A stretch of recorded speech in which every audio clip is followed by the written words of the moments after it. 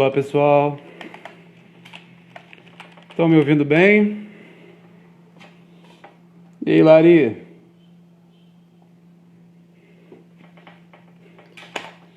Só um minutinho, aguardando o Lauan entrar. Larissa, tá me ouvindo bem aí?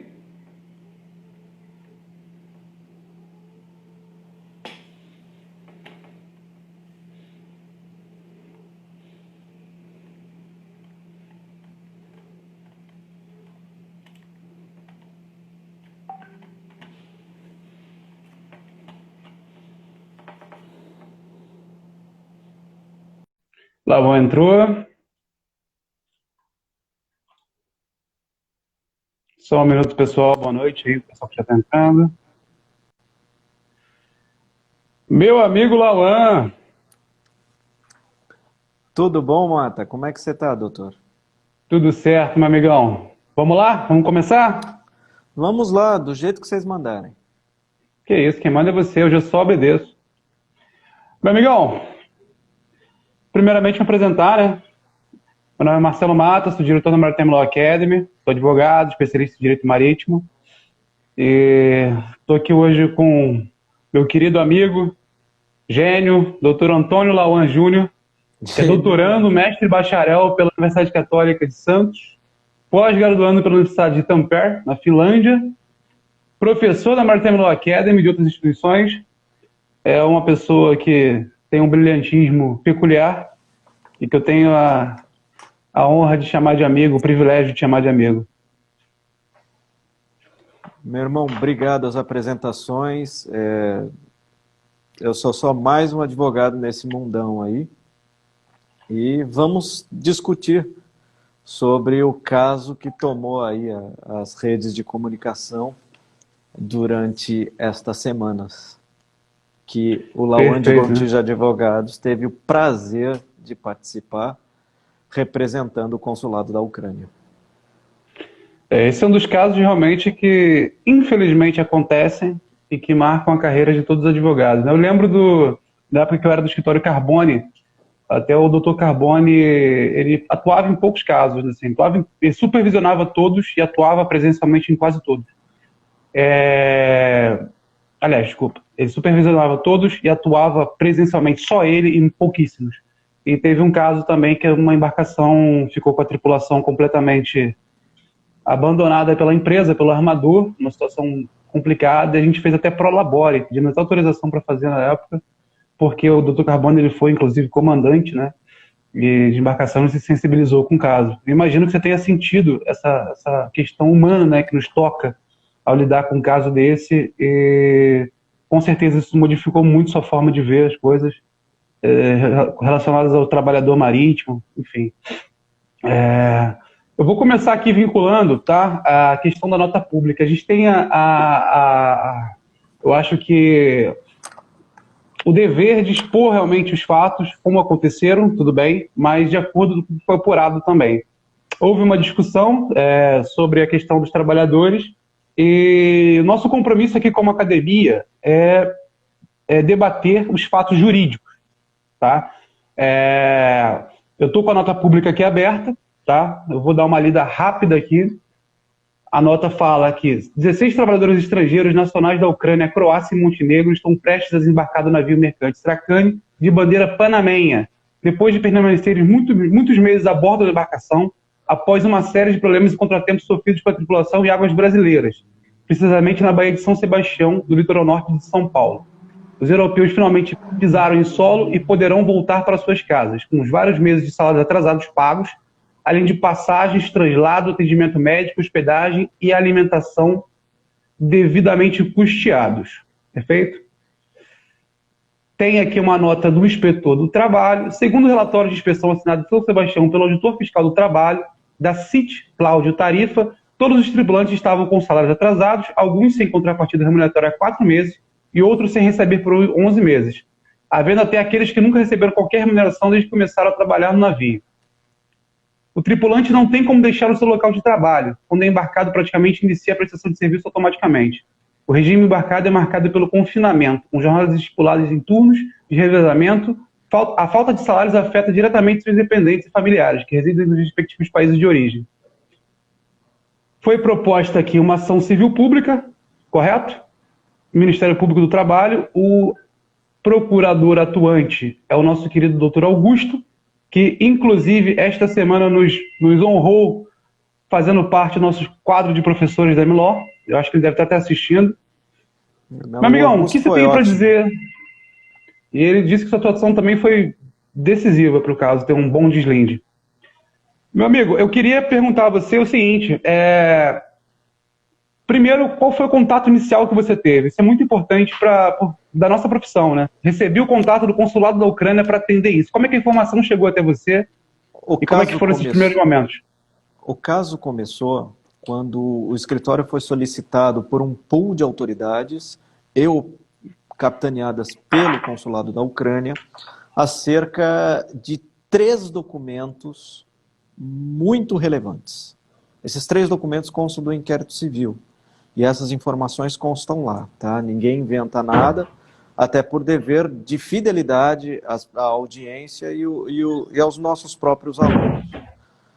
Primeira coisa, um Mayday vindo dos marinheiros. Isso tem valor.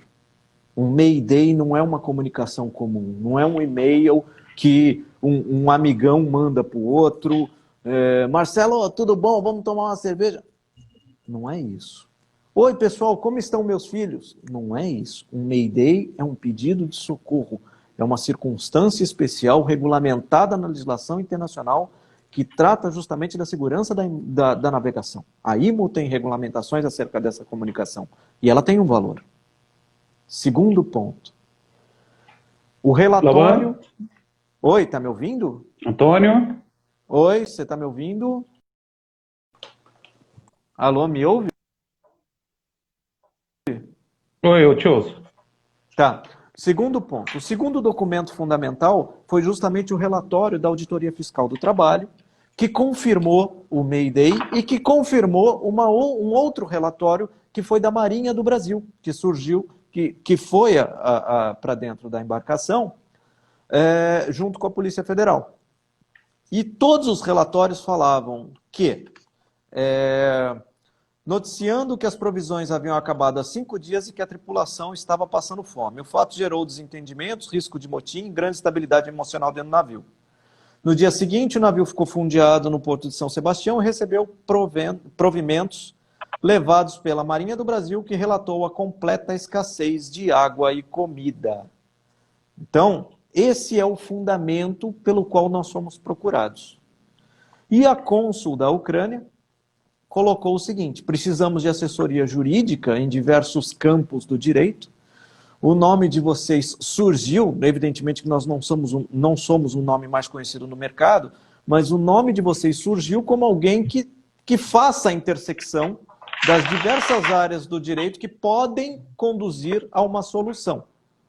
Quando a gente viu o caso, a gente observou, além desses documentos, 2 outras coisas. A primeira, o navio turco em situação muito semelhante em Salvador e o navio em situação muito semelhante em Macaé. E ambos não tinham um desfecho bom.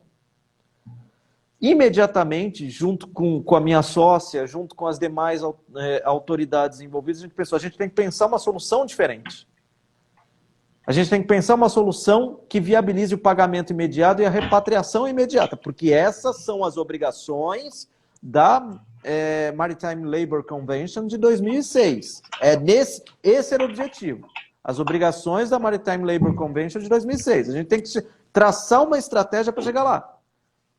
E as autoridades traçaram uma estratégia, inclusive havia gente procurando navios no mercado, então a gente se utilizou do mercado para buscar essa pessoa e falar, escuta, você quer comprar um navio? Ou você quer comprar, ou pelo menos endossar os contratos de frete desse navio? Ótimo. O seu sinal vai me ajudar. E o seu sinal vai pagar uma situação que vai liberar este navio para o mundo. E assim a gente construiu, através de mecanismos públicos e privados, uma solução nova para uma circunstância já conhecida dos nossos tribunais e que não é privilégio do Brasil. Isso acontece ao redor do mundo o tempo todo. Então, foi com a participação do mercado, foi com a chamada do armador e seus representantes. Então, fizemos, além de uma inspeção no próprio navio, entrevistas com os tripulantes, 2 audiências, uma delas demorou 8 horas dentro do Ministério Público do Trabalho da 15ª Região, lá em São José dos Campos, que é o responsável que é o competente, né, pela circunstância. E, no final, uma pletora de documentos, todos eles centrados, que têm a sua espinha dorsal num termo de ajuste de conduta desse inquérito civil, fechou a estratégia que permite que os marinheiros recebam seus salários, o que já foi pago, inclusive, né? Já foi creditado na conta de todos. E, segundo ponto, a repatriação dessas pessoas, né? A repatriação dessas pessoas para o local, apesar de que aí, Mata, vem um detalhe jurídico para os nossos alunos, para a nossa audiência. Chama repatriação, mas o cara vai para onde ele declarar que quer ir. Olha que legal. Então, eu sou um marinheiro ucraniano, estou lá, né? Quase aconteceu isso, mas não aconteceu porque, na verdade, os montenegrinos acabaram tendo o efeito carona com a representação ucraniana, né? Eles se aproveitaram da representação. Os marinheiros, na hora de declarar para onde eles queriam ser repatriados, o que não seria uma repatriação própria pela lei internacional, eles poderiam ter falado, não, eu quero ir para o Rio de Janeiro curtir. Eles poderiam falar.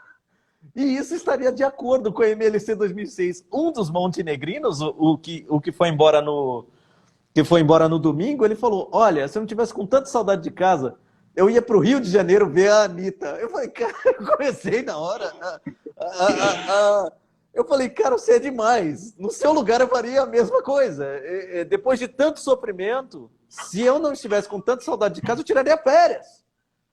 Né? Porque só quem teve um regime de confinamento, uma experiência de confinamento na vida, e você sabe a minha vida, né? Caserneiro, né? Pé preto, então, sabe o quanto isso é difícil. Ainda mais sem a perspectiva de receber, mas que concretizou. Todo mundo recebeu tudo. Foi bem legal. Foi uma solução bem legal. Eu achei genial, Lauan. Eu te vi esbaforido, né? Na correria danada nessa semana. Eu estava em Santos, né? A gente até jantou junto. Até fiz um risoto lá para comemorar, né? Na casa da professora Eliane. E eu achei genial por vários aspectos. Eu achei genial por vários aspectos, né? Porque se você pegar os tratados internacionais, eles falam dos privilégios marítimos. Teria outros artifícios dos tratados que seriam adiariam a solução, né? Constituição de crédito, de empréstimo pelo comandante, esse tipo de coisa que os tratados trazem a nós. Mas essa solução sua, ao meu ver, foi genial. Já limou o caso de acionar o mercado e o mercado ajudar na solução. Eu achei incrível isso. Até uma pessoa aí comentou, acho que foi a Juliana. Mas 2 coisas me chamaram muita atenção. E eu já passei por isso na minha carreira.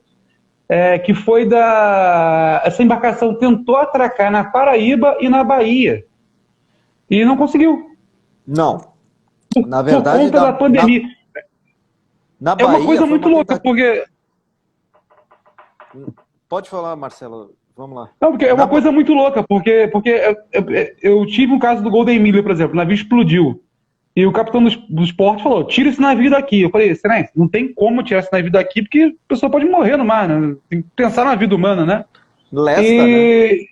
Não me surpreende Paraíba e Bahia terem negado. Não sei por quais motivos, por quais razões. Talvez não ter condições de... Não estou aqui criticando. Mas você tem alguma informação sobre isso? Sabe os motivos? Veja, você não vai ler isso no Desculpa. Porque isso invoca uma responsabilidade do Brasil. Se o Brasil não aceita receber esse pessoal, o Brasil entra num polo passivo aqui. Como aí? Você assina os tratados e você não colabora? De fato, não só por isso. Né? Tem uma informação que você não vai ler com essas letras no inquérito, mas você pode chegar à conclusão. Primeiro, na Bahia, ele veio da Itália, ele ficou circulando pelo Mediterrâneo, especialmente pelo norte da África, por um tempo. Do norte da África, ele veio para o Brasil. O primeiro porto que ele adentrou foi Recife. Tentou ir para Paraíba, voltou para Recife. Tentou ir para Salvador. De Salvador, ele seguiu para São Sebastião. Para quem estuda o direito marítimo e o direito portuário, em Salvador foi uma tentativa de arribada típica. E as negativas que ele recebeu foram todas fundamentadas no ato administrativo pela pandemia. Tá? A negativa foi fundamentada pela pandemia. Agora, o que me surpreendeu foi o seguinte, né? Em entrevista pessoal com o capitão, isso consta do inquérito, é que o navio veio da Europa até o Brasil e circulou esse tempo todo vazio. Não há um registro de carga. Estranho. Na verdade, há um registro. Da Algéria para a Itália, ele levou metais. E depois não há nenhum outro registro. Isso dito pelo capitão, isso dito pelo representante do armador, isso consta até do inquérito. Tá? Então, é uma situação atípica pra caramba. De outro lado, a responsabilidade do Brasil não vem só aí, Marcelo. A responsabilidade do Brasil vem pela MLC 2006. Essa convenção é a Maritime Labour Convention 2006, sim. IMO-ILO, tá? Então, todo ILO, OIT, né? Traduzindo o acrônimo para o português. Essa convenção, que é pouco lembrada, que é pouco mencionada, esta convenção traz responsabilidades brutais para as nações signatárias. E eu vou te colocar qual seria a responsabilidade do Brasil. Em uma situação de urgência, a nação mais próxima ou a nação das águas territoriais nas quais a nave esteja passando é a responsável por prestar o socorro e, isso está expresso lá, fazer valer a MLC 2006. Fazer valer a MLC 2006 como autoridade nomeada. Então, o Brasil teria a responsabilidade não só com relação à segurança da navegação, a segurança da embarcação, carga não havia, mas a segurança desses seafarers que tinham enviado um Mayday. Ali estava a nota de emergência, a nota de urgência, a nota de necessidade. Eu até me comprometi de gravar essa live e mandar para o capitão dos portos aqui do Rio. Ele tem contato com a gente, participa muito ativamente. Porque... até um parênteses, uma menção, um muito obrigado ao comandante Adriano e ao delegado Gilberto por toda a força e toda a assistência que deram à operação. O comandante Adriano da Delegacia de São Sebastião, delegado Gilberto, delegado titular da DPF em São Sebastião. Os dois foram espetaculares. Eu não quero citar Montesquieu aqui, né? O espírito das leis, né? O espírito normativo do direito marítimo nacional é a proteção das vidas e fazendas de bordo. Por isso que eu me indignei, né, quando eu vi, negaram, mas negaram como? Por quê? Será que não poderia socorrer esse pessoal? Colocar máscara, equipamento, para pelo menos garantir suprimentos, enfim. E eu fico pensando também, a gente teve um artigo premiado, né? Nós ganhamos um concurso aí do Congresso Internacional de Direito da Saúde, né? Em que a gente mencionou a questão psicológica do trabalhador. Eu não imagino como que esses tripulantes ficaram a bordo, né?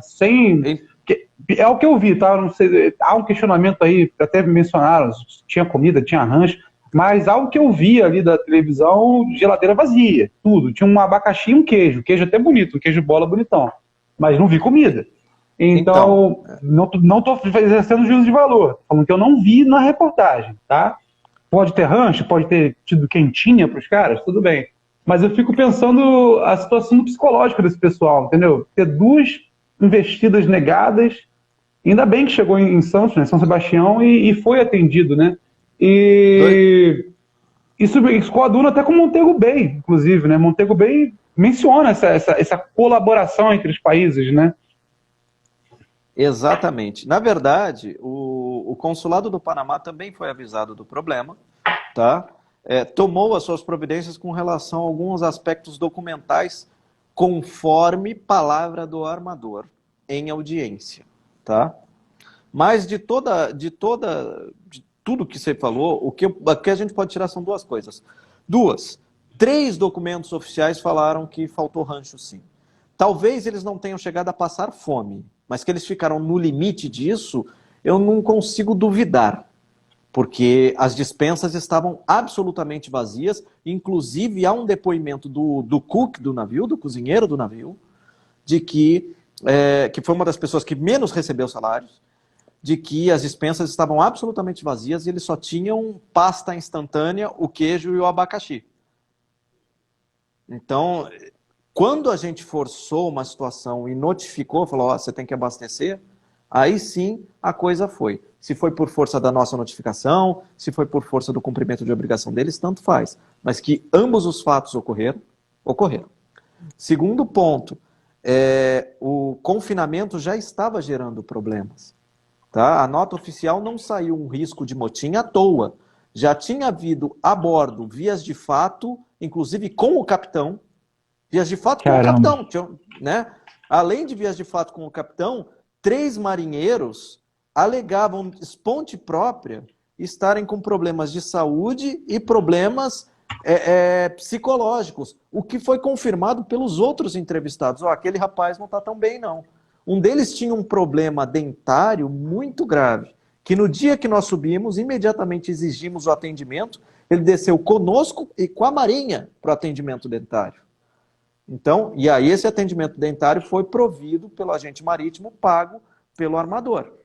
Mas houve uma ação, sim, e acredito que essa ação tenha desencadeado, ou pelo menos catalisado, soluções para o bem-estar desses marinheiros. Os 3 que estavam com problemas mais graves de relacionamento ou de entendimento do mundo, 2 deles já foram para casa. Nós fizemos questão de desembarcá-los no domingo.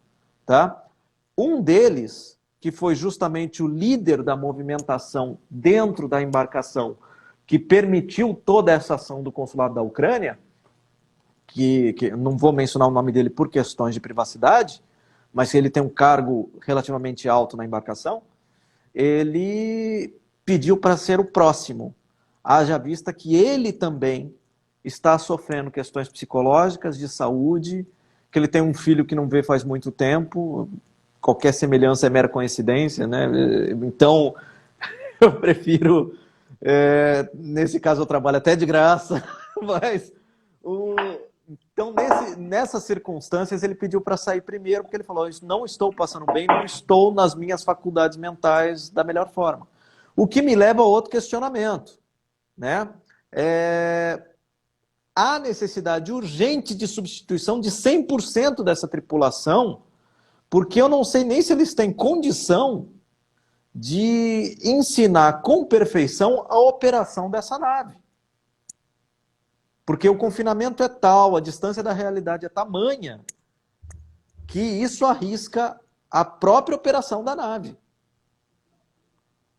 Né? O burnout já está no limite ali. Então, eu já coloquei isso até para os advogados dos obrigados dentro do ajuste de conduta. Vamos ver o que eles fazem. Né? Perfeito. Miguel, eu gostaria de bater nessa tecla até para os nossos alunos que estão assistindo, e sua atuação realmente foi incrível. E basicamente assim, aconteceu o chamado, o consulado da Ucrânia chamou você, quais autoridades atuaram aí, se você puder listar, como é que foi feito esse arranjo todo, ação civil pública, teve, não teve, Ministério Público do Trabalho, sei que teve, que o doutor Augusto aí, que encabeçou aí Doutor Augusto, ele nos brindou essa semana com um aceite do nosso convite de ser professor da Maritime Law Academy, tá? A Maritime ganhou um quadro espetacular. Agora, como é que aconteceu? A doutora Catarina Vozuden, colega do doutor Augusto, ela tem uma eu vou citá-la aqui num negócio que ela fala, quando sociedade civil e as diversas entidades governamentais se juntam, não há quem segure. Não há quem segure. E além do consulado da Ucrânia desempenhar suas competências no resguardo dos seus nacionais, a atuação da Secretaria de Justiça, na pessoa do Dr. Ricardo Alves, a atuação do Ministério Público do Trabalho, na figura de 4 procuradores, 4 especialistas de 4 áreas diferentes, um deles o Dr. Augusto, a outra a doutora Catarina, doutora Mayla, a doutora Ana. Além desses, a Marinha do Brasil, a Polícia Federal, a Autoridade Portuária de São Sebastião, o Ministério da Economia, através da Auditoria Fiscal do Trabalho, Cláudio Tarifa. Nossa, Cláudio Tarifa foi um motor dessa operação. A representação dos trabalhadores, a representação internacional dos trabalhadores, né, também atuou e conferiu tudo que a gente estava fazendo. Então foi uma articulação tão grande, a boa vontade do armador em querer negociar a situação que estava crítica e nomear um procurador no Brasil para atuar em seu nome.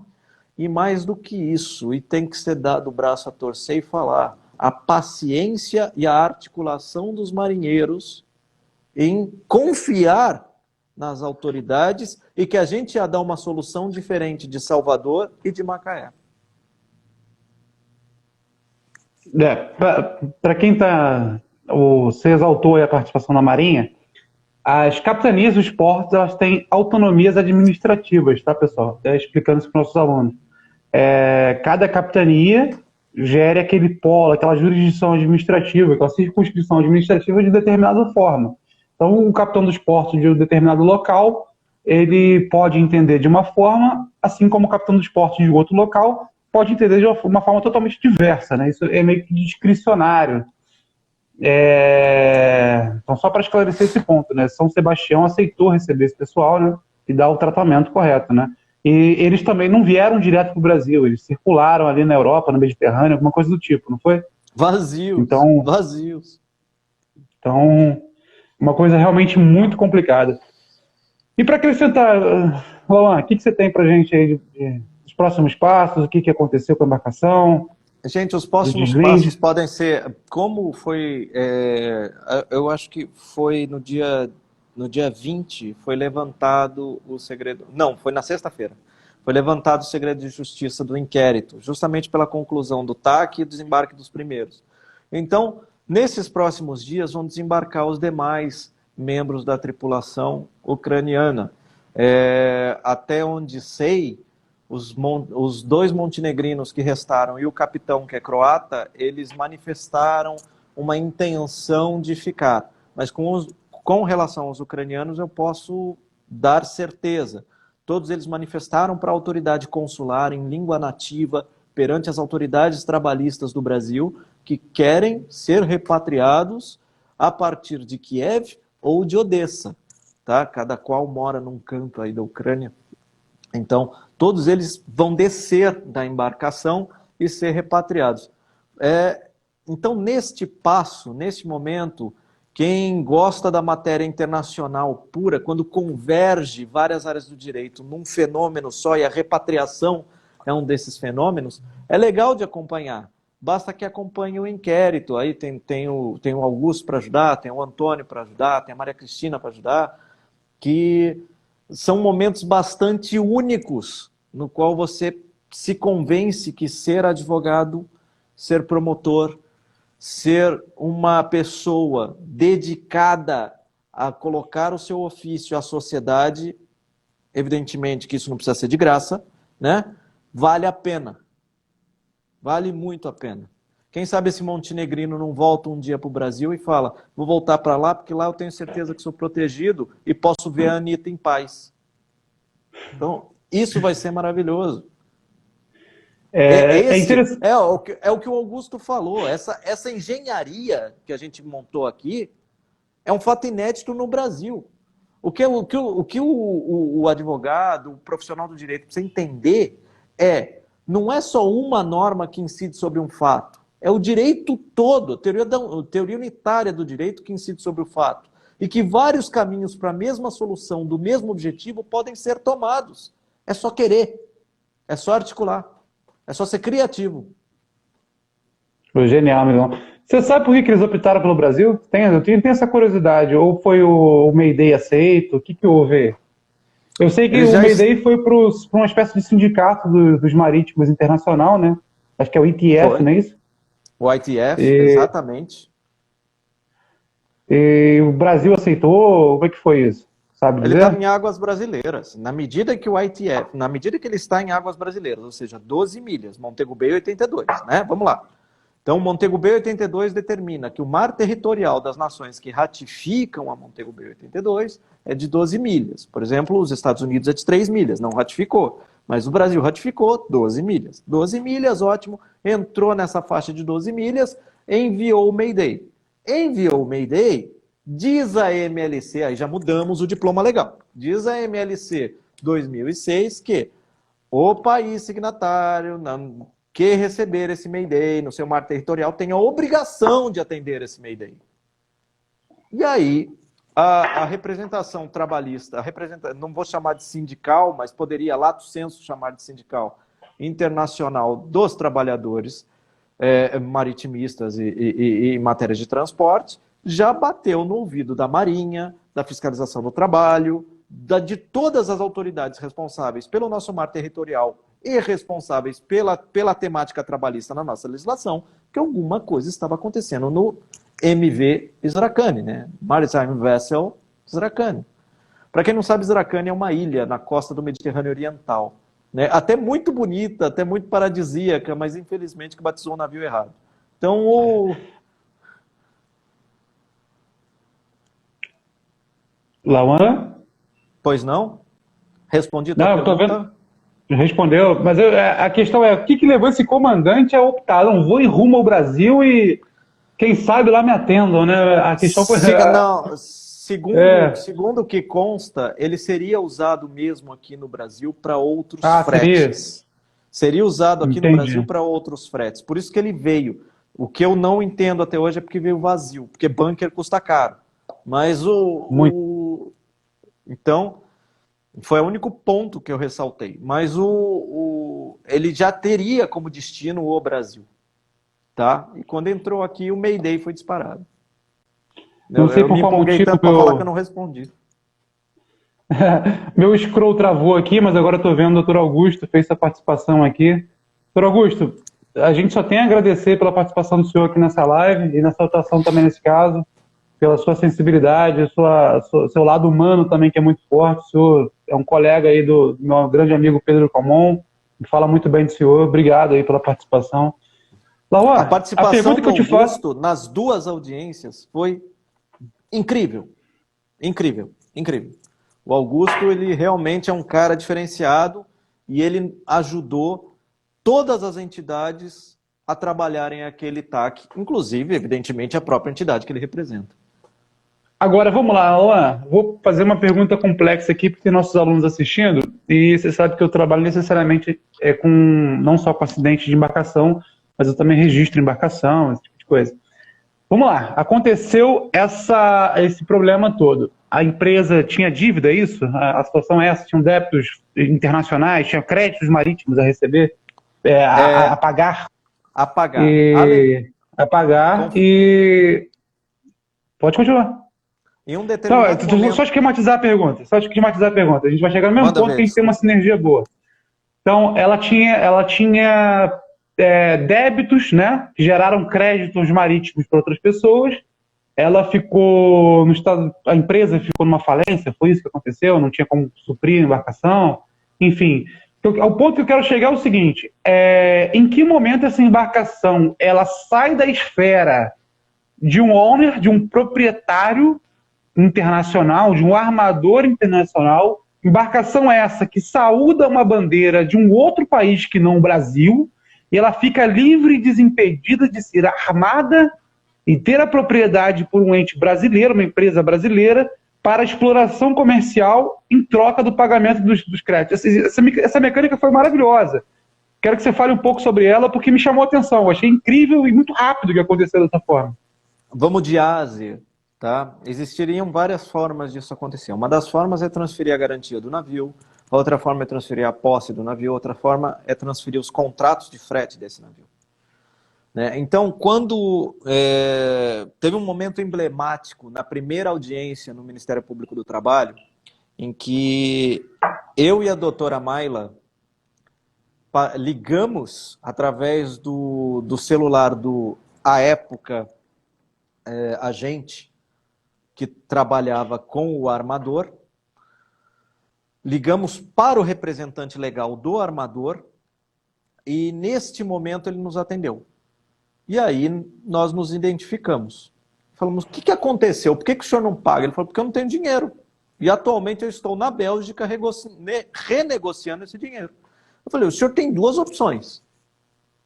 Ou o senhor paga, e eu vou lhe dar 48 horas para fazer esse pagamento. O senhor pode fazer essa wire transfer por um banco de Los Angeles, porque ainda temos tempo, pelo menos pelo fuso horário de Los Angeles, para o senhor fazer isso. Ou, se o senhor não quer pagar, o senhor transfere a garantia desta embarcação e a posse desta embarcação para quem queira pagar. E eu vou lhe dar os dados.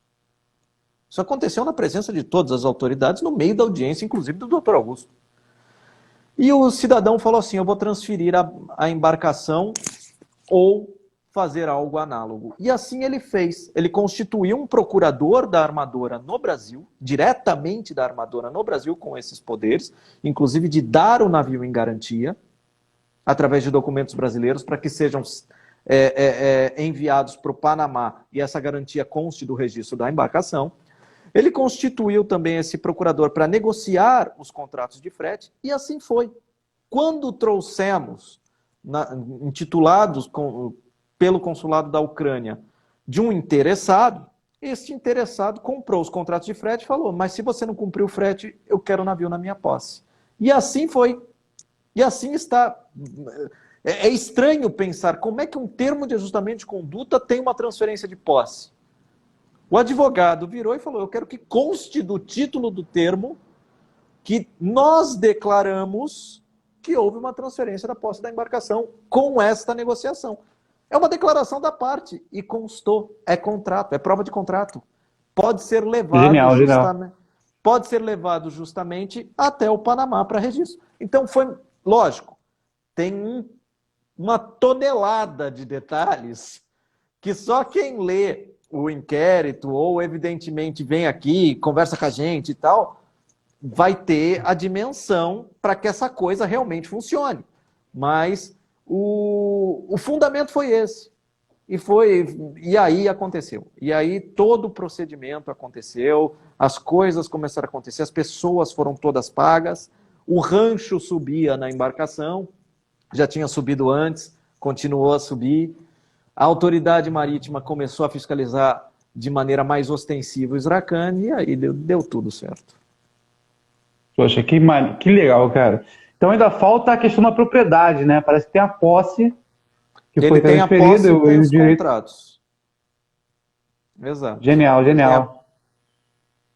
Mas poderia ter sido feito de N formas. O direito privado é muito mais ágil que o direito público. E se a gente soubesse aproveitar das alternativas dele, as obrigações públicas são cumpridas pelo próprio mercado, desde que reguladas, apertadas no botão correto, articuladas com a autoridade correta.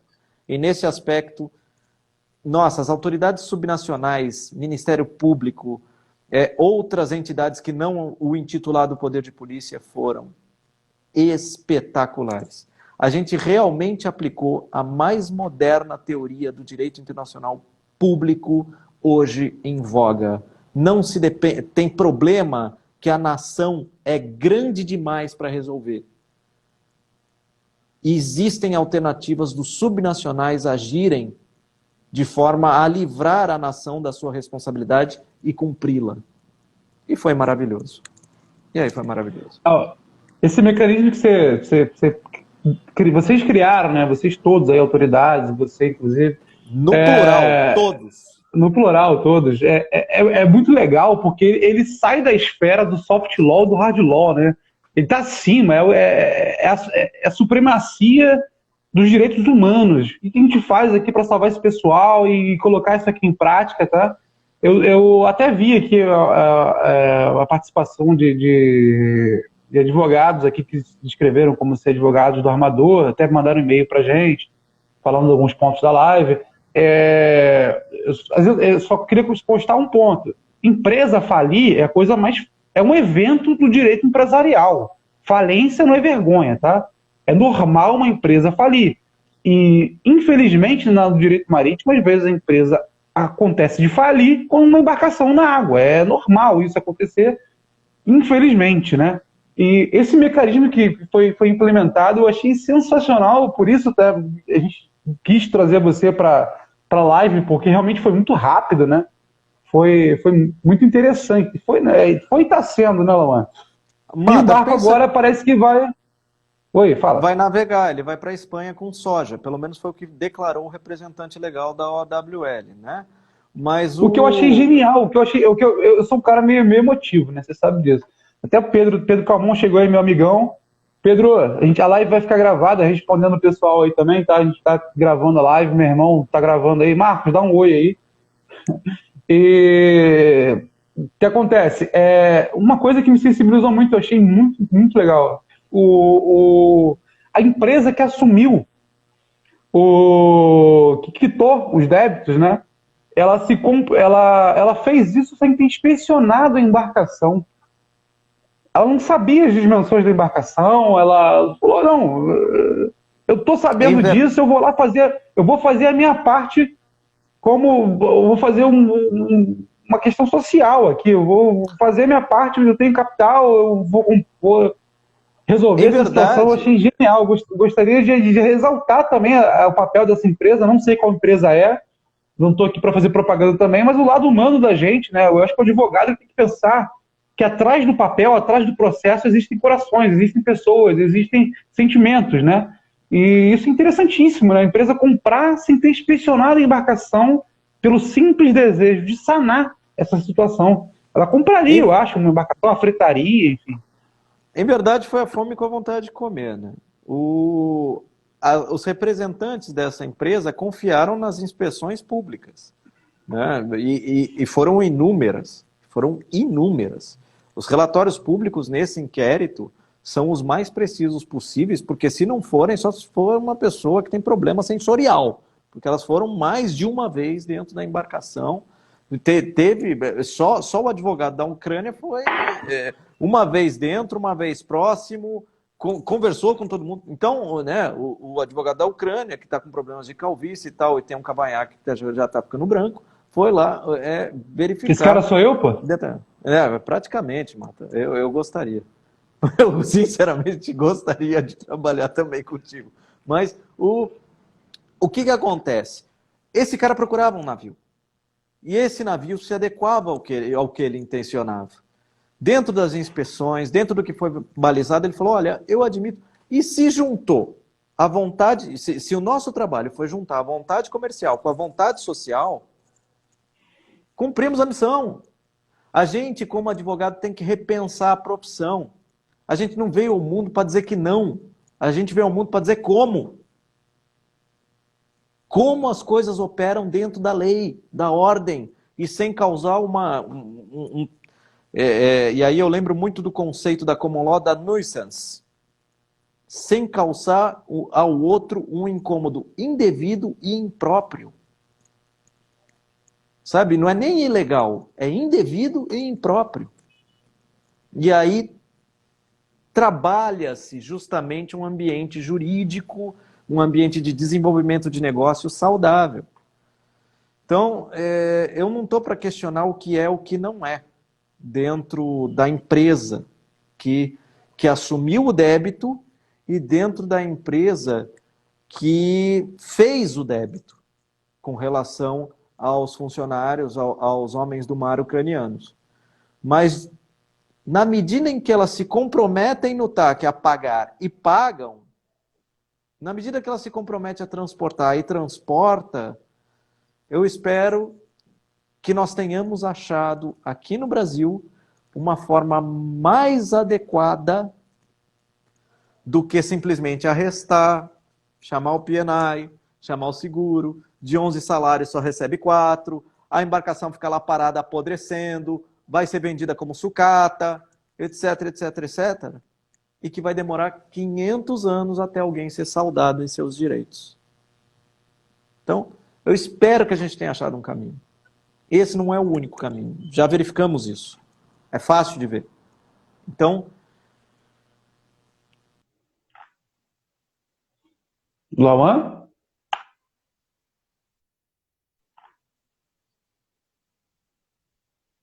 os alunos a desenvolverem os próximos caminhos. Eu até converso muito com o Pedro, né, Pedrão? Que a gente tem que abandonar esse lado beligerante, né? Essa doutrina, essa cultura beligerante do advogado no Brasil e Perfeito. buscar soluções realmente que tenham o menor desgaste possível entre as partes e que resultem numa solução rápida, né, eficiente, dentro dos parâmetros, obviamente. Mas eu acho que a mensagem que fica dessa atuação aí, conjuntamente com as autoridades, doutor Augusto, é que não só o advogado arquitete uma melhor estrutura, uma melhor saída para os casos, mas os agentes públicos também invoquem a sociedade civil, né, as empresas, para poder encontrar soluções. A gente tem tudo para fazer o melhor arranjo possível, né? E às vezes a gente vê que o que é uma multa, às vezes, poderia resultar, não numa multa, mas numa iniciativa que vai melhorar uma cooperativa. Então, isso é genial, isso é brilhante. Eu acho realmente inspirador, né? Há que ser destacado também o trabalho do Ricardo Alves, do Cláudio Tarifa, um motorzinho nesse caso, Catarina von Zuben, procuradora do trabalho, o Augusto, já falei, a Mayla, procuradora do trabalho, a Ana, procuradora do trabalho, todos eles foram incríveis no processo, além, evidentemente, o Pitias, da autoridade portuária, né, o Port State Authority, então todos eles, sem eles, essa solução não sairia. Foi uma solução que contou com a articulação. Alguém Então, tem alguma pergunta aí? A gente tem umas 10 minutos, eu acho, de live, né? Excelente, então bom, é isso mesmo. Vamos lá, pergunta, Eu gente, acho que pergunta é importante. eu acho que você fechou tão bem o caso que não tem nem pergunta, né? Eu acho que eu já perguntei também bastante coisa. Eu não, todos nós, né? Muito embora uma parte da solução tenha saído do consulado, da representação do consulado da Ucrânia, dos advogados do consulado da Ucrânia, todos nós tivemos nossa parcela. Que termo escolher, que instrumento escolher, todos nós tivemos. Quem se atentou para o que pode fazer, para o que não pode, todos nós tivemos parcela. Quando se junta a sociedade civil, terceiro setor, autoridades públicas e autoridades internacionais imbuídas de verdade num objetivo, ninguém segura. Catarina von Zuben falou isso e eu confirmo. Essa embarcação está com a documentação agora regular para operar, né? Então a Marinha do Brasil, Para longo curso. Para longo curso. Cabotagem não. Para longo curso. No futuro, pretende-se usá-la para cabotagem, conforme declaração do próprio representante do armador. O doutor Elias Carneiro ele fez uma pergunta aqui: como a aduana participou desse episódio? Elias Carneiro, nosso representante aí dos auditores fiscais, do Sindifisco. Um abraço, doutor Elias. Obrigado por estar participando. A aduana, ela teve duas oportunidades, né? Ela fiscalizou, ela continua a fiscalizar os marinheiros que desembarcam com relação ao tipo de bagagem que eles levam, né? E as questões relativas à mercadoria que sobe nessa embarcação, especialmente o rancho e, eventualmente, alguns serviços prestados por brasileiros. E, nesse aspecto, ela atua junto ao agente marítimo. Então, ela teve essas duas oportunidades aí no exercício da sua competência tradicional, bastante protocolar. Então, mas a aduana atuou nesses pontos, sim, e garantiu que não subisse determinadas coisas, que a gente já imagina, né? Não preciso ser tão explícito assim, ou que não saíssem determinadas coisas. O máximo que saiu dali foi uma pinga de abacaxi que um deles fez dentro do navio. Doutor Machado N, ele fez uma pergunta aqui. Doutor Machado N é um excelente escritor também. Ele fez: qual o papel do agente marítimo? Deixa eu ver aqui como é que fugiu. Já comentaram alguma coisa. Qual o papel do agente marítimo na transação? Olha, os agentes marítimos foram fundamentais em 2 pontos. Primeiro, a solução surgiu de um dos agentes marítimos que acabou virando justamente a representação do armador no Brasil, tá? Ele era E agência e virou agente, né? ele era agente e virou representação mesmo da pessoa jurídica, não é só um procurador para alguma finalidade, tá? E a segunda foi a situação de que, num determinado momento, trocou-se um dos agentes marítimos para fazer alguns serviços. E este agente começou a articular um pouco melhor a comunicação de bens e serviços e as necessidades que estavam no porvir daquela nave. Então, o agente marítimo, neste caso, ele servia como um sinal. Ele dava um sinal para a gente, falou, ó, semana que vem acaba o rancho. Não sei o que, né? Então, o agente não se deve, por mais que ele seja um procurador, por mais que ele tenha uma atuação bastante restrita, não se deve subestimar a atuação do agente numa situação dessa. Porque ele também é uma das fontes, ele também é um dos termômetros que indica a temperatura de determinadas coisas na embarcação, principalmente numa embarcação sujeita a uma situação especial, como o Zuracani ainda está. Maravilha. Eu brinquei, né? Porque antigamente a doutrina clássica ela tinha distinção, né, de agência e agente, né? A agência é a agência que faz o serviço lá de passe de entrada, passe de saída, documentação. E o agente seria uma espécie de representação comercial, né? Por isso que eu brinquei com isso. Isso é dos termos de antigamente. Mas, Marcelo, né? Você é um homem erudito, cara. Eu sou um homem da Eu não sou nada, irmão. Eu sou um homem pé preto. Que não tem... A Larissa perguntou aqui se é possível mencionar a agência marítima responsável por essa embarcação. Não é possível fazer não isso farei. Não farei. Procure o representante que está lá no inquérito civil e ache a agência. Eu não farei. Não faço por 2 motivos. Um imperativo ético, e 2, aqui não é lugar de fazer propaganda de ninguém. Desculpa, Larissa. Muito bom. Te adoro. Larissa vai entender.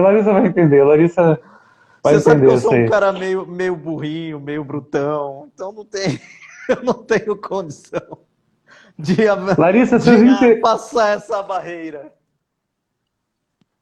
A Larissa movimenta bastante com as agências, né? Por isso a pergunta, né? Mas você vai saber, Larissa. Daqui a pouco você vai saber. Tá no inquérito civil, gente. O TAC tá lá, tá para todo mundo. É público agora, não tá mais sob segredo de justiça. Então é fácil saber. Não depende. A Mariana Sajoron. O único gênio que eu vi na infantaria foi o Marota Rangel. E o atual ministro da Defesa. Né? O resto são os caras tipo eu. Assim. Não tem. Marota Rangel era da infantaria. Sabia não. A Mariana Sayaron perguntou: é possível ter acesso a esse inquérito, a essa investigação? Hoje é pela lei da informação pública, até porque foi levantado o segredo de justiça dele. Né? Então, é natural que você vá na 15ª e fale, posso ver o TAC, posso ver o inquérito. Ah, que inquérito? Do MV Zuracani. Então, é normal. Isso é igual falar assim, eu não vou abrir o processo. Gente, o processo é exceto família e sucessões ou segredo de justiça, o processo é público. Né? Então, não tem circunstância para falar que não. Lauan, a gente tem uns 3 minutinhos aí a mais, ou 4 talvez. Eu já estou muito feliz. Primeiro, estou com meu amigo, que você é um cara que eu amo de paixão, você é meu irmãozão. Nunca neguei isso. Você é o meu. Segundo, porque a gente está terminando essa live sem falar 2 coisas que eu não queria. Eu não aguento mais ouvir. Todo mundo sabe completar. Eu vou falar, as pessoas vão completar mentalmente. Novo e não quero falar disso na minha vida mais. Então já estou feliz por isso. A gente não mencionou o novo e nem a cor do número lá. Enfim, meu irmão, muito, muito, muito obrigado pela sua participação, pela sua colaboração. Eu acho que foi uma lição muito valiosa para os nossos alunos, trouxe reflexão para os profissionais aqui presentes. Tivemos participações aqui maravilhosas do doutor Paulo Bessa, que é nosso. Eu quase caí da cadeira quando descobri que ele é nosso aluno, inclusive. Doutor Augusto está aí, doutor Pedro, Larissa, nossos coordenadores, Michele, doutora Eliane, Maria, minha querida amiga Maria. Pessoal, muito obrigado pela participação de todos vocês. E a MLOL está aqui para isso, tá? Para provocar e instigar o pensamento, o raciocínio. Eu tenho certeza que foi uma contribuição maravilhosa para os nossos alunos. Estou muito satisfeito hoje com a sua contribuição. E vou deixar os minutos finais para sua despedida e vamos encerrar aí falando com suas palavras aí. Queridos, eu Antônio, agradeço. muito obrigado. Eu agradeço demais o espaço, eu agradeço demais falar sobre esse caso que marcou realmente tanto a minha figura de advogado como o nosso escritório aqui com a Maria Cristina. Então, eu que agradeço o espaço para dividir um pouquinho da perspectiva de que direito pode ser diferente, pode ser criativo, pode servir para solucionar as coisas, ao invés de trabalhar aquela retórica da litigância, aquela retórica da beligerância. Muito obrigado, meu irmão. Cadê a sua caneca? Hoje eu estou no escritório, né? Então não dá para ser uma caneca muito Ah, extravagante. depois eu revelo Então, o que tem aqui para você. Então... Meu irmão, muito obrigado. Muito obrigado, cara. Daqui a 2 semanas estou em Santos aí pra gente se ver. Se cuida, meu irmão. Tudo de Cerveja, melhor. por Muito favor. obrigado, muito obrigado. Vamos nisso aí. E prometo repetir lá a comidinha, jantar. Pessoal, Maravilhoso. obrigado pela audiência aí, tá? Participações maravilhosas. Todos contribuem muito para a formação daquilo que a gente quer, o desejo da MLO. Isso eu como diretor, eu estou menos de um ano no cargo de diretor da MLO e eu sei que o nosso motivo de trabalhar pela MLOL é criar uma comunidade forte no direito marítimo, portuário, do comércio internacional, aduaneiro. É esse o nosso desejo. É isso que a doutora Eliane quer deixar para a sociedade. A gente trabalha para isso. Nossos alunos também sabem disso, que podem contar com a gente. E fica aqui a minha disponibilidade para vocês, para os alunos entrarem em contato, pedirem qualquer informação, enfim. Estamos disponíveis. Lauan, obrigado por ser essa pessoa incrível, esse professor maravilhoso. Tamo junto, meu irmão. É meu obrigado chefe, aí. Vou cara. encerrar para. Olha que coisa para de... esse Meu irmão é troço, meu chefe. chefe, cara. Que horror. Não tem... Se cuida, meu irmão. Pessoal, Beijo, obrigado, queridos. boa noite. Vou Muito encerrar obrigado. aqui para não cair do jeito feio. Valeu.